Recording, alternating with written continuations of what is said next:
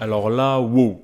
Autant vous dire que je m'attendais à rien à la base de ce feat entre Souffrance et Vald, mais wow. Parce que bon, déjà de la part de Souffrance, je m'attendais à rien parce que je savais déjà qu'il rappait hyper bien, même là, le découvrir comme ça fait du bien de voir à quel point il écrit bien et qu'il a des phases bien trouvées avec des références religieuses et des phases sur les gens qui sont grave marquantes. Mais surtout, on a eu le droit à une fusion avec Vald qui fait grave plaisir, alors que le son a été fait à distance, ou avec les bacs de Vald, on a l'impression que le son a été fait en studio ensemble, mais surtout on a le droit à un niveau surprenant de la part de Vald. Que je vous explique, pour ma part, Vald, pendant la période où la trap était la musique la plus faite en France, Vald faisait partie de ces rappeurs qui étaient imprenables. Vraiment sur chaque son, chaque feat, il était trop fort, il arrivait à faire des changements de flow et des changements de voix extraordinaires. Vraiment le meilleur exemple de ça c'est sur Yankee qui est par ailleurs son meilleur feat de tous les temps. Je suis vraiment pas ouvert au débat. Il t'enchaîne avec 4 flows différents, avec 3 voix différentes. Vraiment ce mec il avait des capacités techniques qui étaient que trop fortes pour nous. Et pas que ça, il utilise ses flows, tout ça pour faire une prélude, une intro et pour enfin t'achever par son vrai couplet. Mais je pense qu'un jour faudrait juste que je parle de ce son et du niveau stratosphérique qu'ont Fianso et Vald. Mais bref, depuis, si on veut prendre au plus récent, ça fait vraiment depuis Ce Monde est cruel, je pense qu'un album de Vald n'a pas mis tout le monde d'accord parce qu'après on a eu le droit à V. Qu'un album bon avec de très bons sons comme énormément de sons oubliables, on a un peu perdu ce qui fait que Vald était fort avec des flows, une écriture et des feats qui étaient que trop créatifs, techniques et bref, en gros tous les mots pour dire qu'il était que trop fort. Et c'est ce qu'il a perdu dans cet album. Sauf que derrière on a eu le droit à sa réédition VV5, alors là franchement je saurais pas quoi en dire parce que je l'ai vraiment écouté une fois le jour de sa sortie, mais après direct je suis allé écouter Bébé Jacques qui avait vraiment sorti son album 2 semaines avant, mais vraiment il avait dit style un album rap sans tentative de hit pété, ben franchement j'aurais préféré des tentatives de hit, peut-être qui échouent en termes de hit, mais au moins agréable à écouter, alors que là c'est vraiment un album qui à peine écouté, à peine oublié. Mais bon, après la sortie de VV5, on n'a pas eu de nouvelles de la part de Vald. Genre vraiment le dernier souvenir que j'avais de lui, c'était peut-être la vidéo Imposteur avec Squeezie et Nazam, mais hormis ça, il y avait vraiment aucune nouvelle de la part de Vald. Et c'est qu'avec ce feat avec Souffrance, qu'on a enfin eu des nouvelles de Vald. Et ce sont de très bonnes nouvelles, parce qu'il se ramène en rappant, mais avec pour seule envie de juste vouloir tabasser la prod. Et c'est ça qu'on voulait, mais en plus de ça, l'écriture, je sais pas ce qui s'est passé, mais quand il se ramène au début en lâchant une pique aux influenceurs, qui fait d'ailleurs penser à son clash avec Booba, ça fait sourire, mais quand il dit cette line, je suis en guerre contre moi-même, je suis l'alien et le prédateur.